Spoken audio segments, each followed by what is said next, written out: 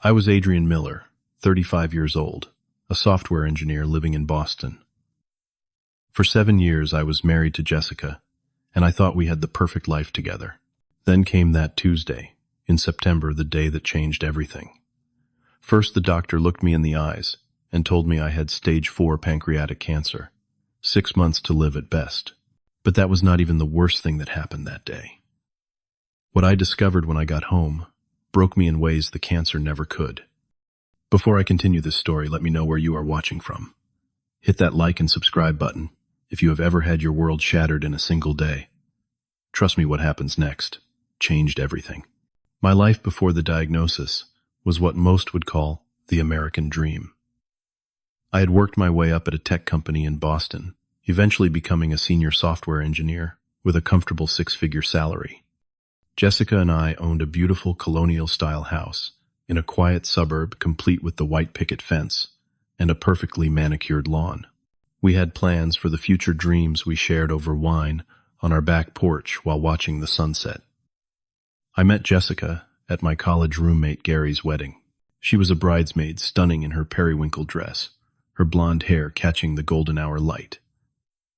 When our eyes met across the reception hall, it felt like one of those movie moments. We danced until the venue closed, and I asked for her number as the staff was stacking chairs around us. Our romance was a whirlwind. Within 3 months, we were practically living together. By 6 months, I had proposed on a weekend trip to Cape Cod. Everyone said we were moving too fast, but when you know right. The wedding was everything. Jessica had dreamed of an elaborate affair at a historic mansion with 200 guests and a reception that went until dawn. Looking back now, I should have noticed how much the spectacle mattered to her, how she seemed more excited about the wedding than about our life together. There were other signs, too, little things that seemed insignificant at the time. How she would pout when we could not eat at the trendiest restaurants. The way she would make subtle comparisons between our house and her friend Amanda's larger home. Her disappointment when I chose a practical SUV instead of the luxury sports car she had been eyeing. But love makes you blind, and I dismissed these as small quirks in an otherwise perfect relationship. Our biggest struggle came when we tried to start a family. After 2 years of trying naturally, we went to fertility specialists, underwent expensive treatments, and endured the emotional roller coaster of hope and disappointment month after month. Jessica took it harder than I did, becoming distant and sometimes hostile. She started spending more time at the gym, at girls' nights, out at work events. I gave her space, thinking she needed to process our struggles in her own way. Then came the first signs that something was wrong with my health. Persistent back pain that I attributed to my desk job. Unexplained weight loss that I initially welcomed after years of battling those extra 15 pounds. Fatigue that 3 cups of coffee could not touch. When I finally developed jaundice, Jessica insisted I see a doctor. Even then, cancer was the furthest thing from my mind. The day of my diagnosis was unusually sunny for September in Boston. The kind of perfect fall day that New England is famous for, with crisp air and leaves just beginning to turn. Jessica had a big client meeting she could not miss, so I went to the follow-up appointment alone. I still remember the oncologist's office, the diplomas on the wall, the box of tissues strategically placed on his desk that I was too numb to reach for. Dr. Patterson did not sugarcoat it. Stage 4. Pancreatic cancer already spread to my liver. 6 to 8 months with treatment. He talked about quality of life versus aggressive intervention. Words like palliative care, options for pain management, clinical trials if I qualified. All while I sat there 35 years old trying to process that I would likely never see 36. The drive home was a blur. I remember stopping at a red light and watching a family cross the street, the father holding his daughter's hand, and thinking I would never experience that simple joy. I called my boss and told him I needed some personal time. Then I sat in my parked car in our driveway for 20 minutes trying to find the words to tell my wife that I was dying. What Jessica needed to hear was more important than my scheduled chemo appointments or the stack of medical bills on our kitchen counter. I needed her support more than ever before, so I decided to drive home early, thinking we could have a quiet moment together before facing the reality of telling our families. It was around 2 in the afternoon when I unlocked our front door expecting the house to be empty. But I heard music playing upstairs and laughter. Jessica's laughter with a tone I recognized from our more intimate moments. My heart started racing, but my mind refused to accept the obvious conclusion.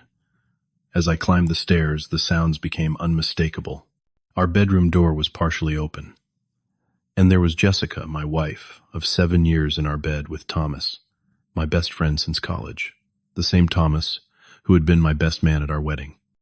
The same Thomas who had comforted me just last month when I first shared my health concerns. I stood frozen in the doorway. It took them several seconds to notice me. When Jessica saw me, she did not scramble to cover herself or even look ashamed. Instead, her first words were, "What are you doing home? This is embarrassing." Thomas at least had the decency to look mortified.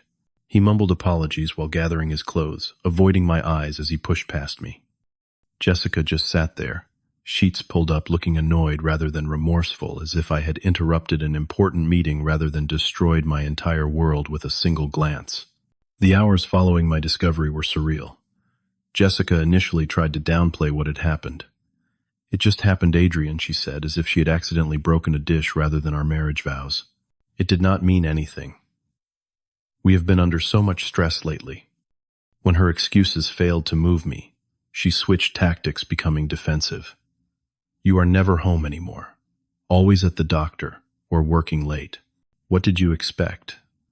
As if my illness was an inconvenience to her social life, rather than a death sentence for me. It was only when I finally managed to tell her about my diagnosis that her demeanor changed completely. The color drained from her face, not from concern for me, I realized later, but from the implications for her. 6 months, I told her. Stage 4. Terminal. Her transformation was instant and chilling. She went from defensive to nurturing in the blink of an eye, wrapping her arms around me, crying tears that never reached her eyes. I think I was in too much shock to push her away. Part of me still wanted to believe she cared, that the woman I had loved for 8 years was still in there somewhere. That night, while Jessica was in the shower, I did something I had never done before. I checked her phone. What I found shattered any remaining illusion. The affair with Thomas was not a one-time mistake. It had been going on for over 2 years, starting around the time we had begun fertility treatments. And Thomas was not the only one. There were messages to and from at least 3 other men, including my own coworker, Jackson. When confronted with this evidence, Jessica's mask slipped again. "Fine," she snapped. "Are you happy now?" "Yes, I have needs that were not being met. But that does not change the fact that you need me now more than ever." Her words made me physically ill. Or maybe it was the cancer. Either way, I spent that night vomiting, while my wife slept peacefully in our guest bedroom. In the days that followed, Jessica played the role of devoted wife whenever we were in public. She held my hand at doctor's appointments, asked thoughtful questions about treatment options, and told everyone how we were fighting this together. But at home, she was cold and distant, spending most of her time on her phone or out with friends.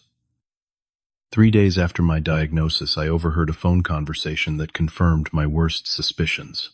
I had come downstairs for water and heard Jessica's voice from the back porch, thinking she was just getting some air. "Just wait it out," she was saying.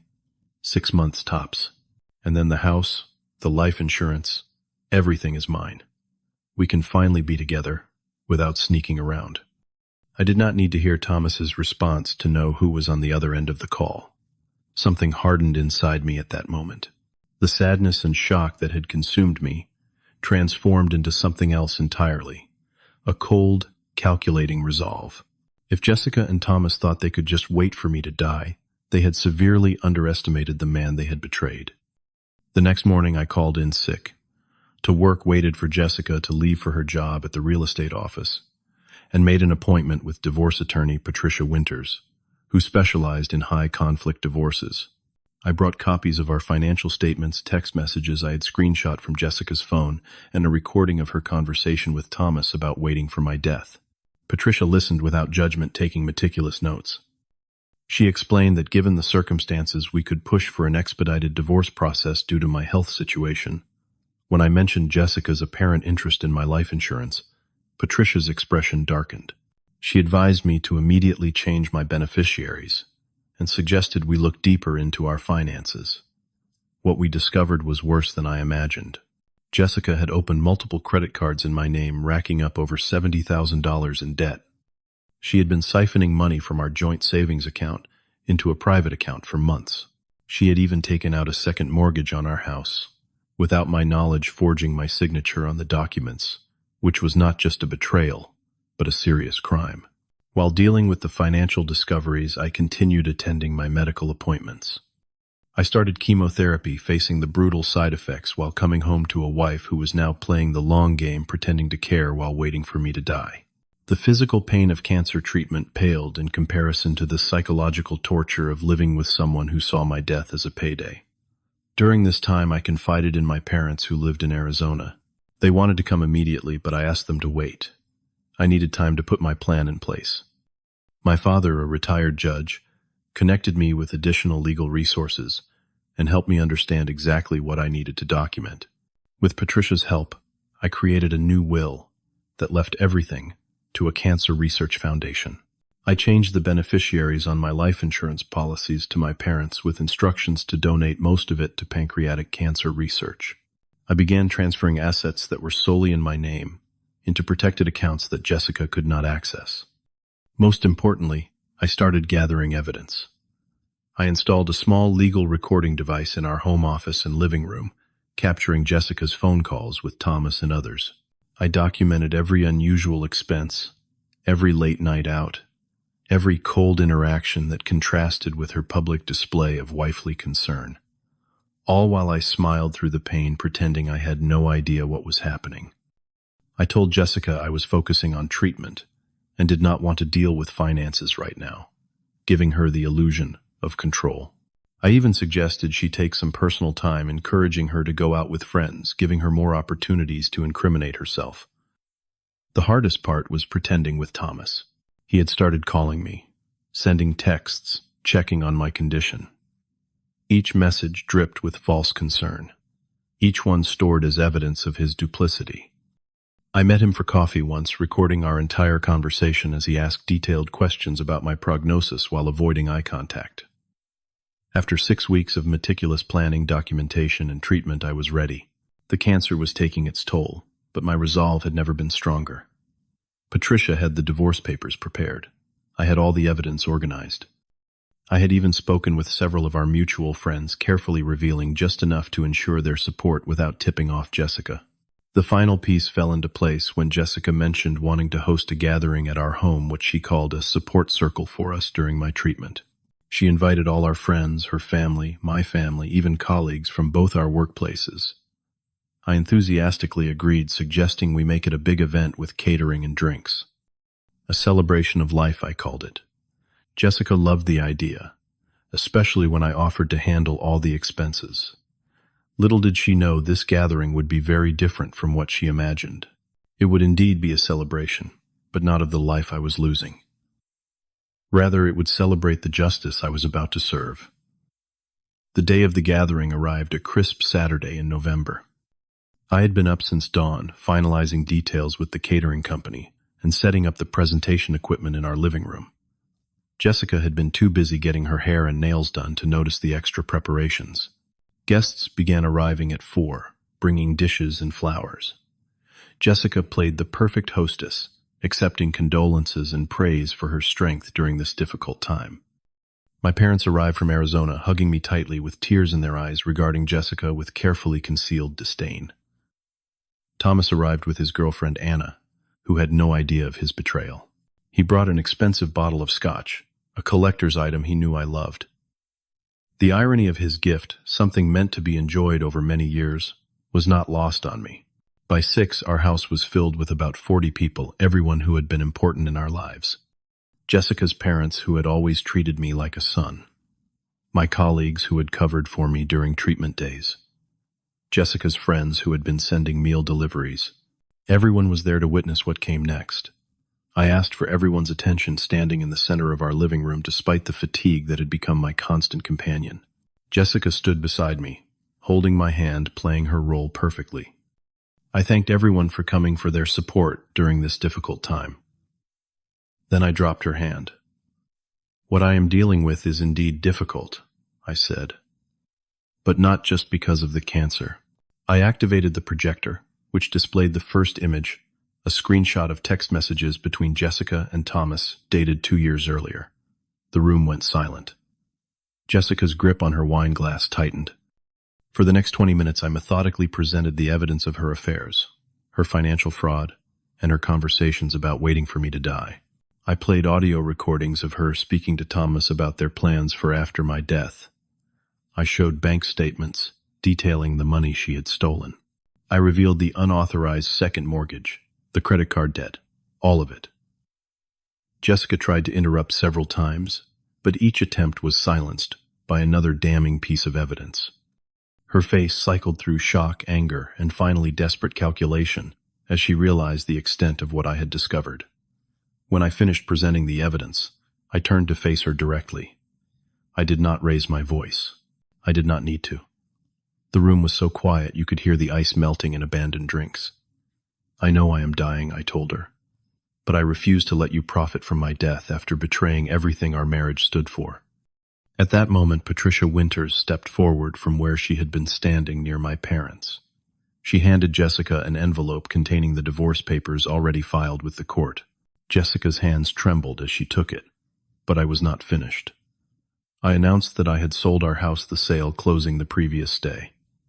Half the proceeds had already been donated to pancreatic cancer research. The other half would cover my medical expenses. Jessica would receive nothing. I had also provided evidence of her financial fraud to the district attorney's office. Whether they pursued charges would be up to them, but the documentation was compelling. Finally, I turned to Thomas, who looked physically ill. I revealed that copies of all evidence had been sent to his workplace, his parents, and most importantly to Anna, who was now sobbing quietly in the corner of the room. The gathering that Jessica had planned as a showcase for her fake devotion had become the public revelation of her true character. She finally broke screaming accusations, claiming I had driven her to cheat, that I was a vindictive, dying man trying to ruin her life because I could not stand to see her happy after I was gone. Her performance only cemented everyone's judgment. One by one, guests began to leave. Her own parents could not look her in the eye as they walked out. Thomas tried to follow Anna, who slapped him hard before walking out alone. By 7:30, the only people remaining were my parents, Patricia and Jessica, who had collapsed onto the sofa, mascara streaking down her face. "Get out of my house," she spat. "Actually," I responded calmly, "the new owners take possession next week. We both need to be out by Wednesday. I already have a place to stay. I suggest you start packing." With that, I walked out with my parents, leaving Jessica alone with the ruins of her deception. After the confrontation, I moved into a small cabin my parents owned on a lake, about an hour outside Boston. The peaceful setting, surrounded by pine trees, and the gentle sounds of nature became my sanctuary during treatment. For the first time since my diagnosis, I could focus on my health without the toxic presence of betrayal in my home. The divorce was finalized with record speed, thanks to Patricia's expertise and the overwhelming evidence. Jessica did not contest it, likely advised by her own attorney that doing so would only make her situation worse. She was left with her personal possessions, her car, and the massive debt she had accumulated in my name, which the court ruled was entirely her responsibility. News traveled fast within our social circles. Jessica lost her job at the real estate office when clients began requesting different agents. Thomas was placed on probation at work and ostracized by most of our mutual friends. Jessica's elaborate house of cards had collapsed completely. Meanwhile, something unexpected happened with my treatment. The aggressive chemotherapy protocol I had been following started showing results. At my 3-month scan, my oncologist looked genuinely surprised. The tumors had shrunk significantly. Not a remission, he cautioned, but a positive response that might buy me more time. More time became my most precious resource. I used it to reconnect with genuine friends who stood by me through everything.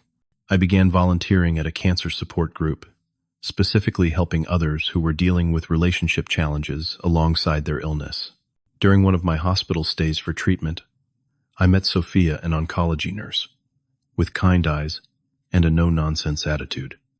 She was not impressed by my story of revenge, telling me plainly that while Jessica deserved consequences, holding on to anger would only make my remaining days heavier.